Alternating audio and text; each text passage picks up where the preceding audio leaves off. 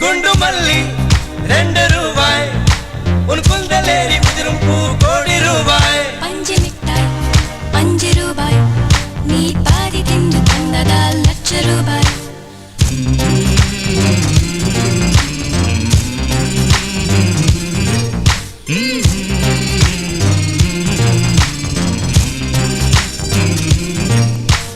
காதலிக்கும் பெண்ணின் கைகள் தொட்டு நீட்டினால் சின்ன தவறு கூட தங்கந்தானே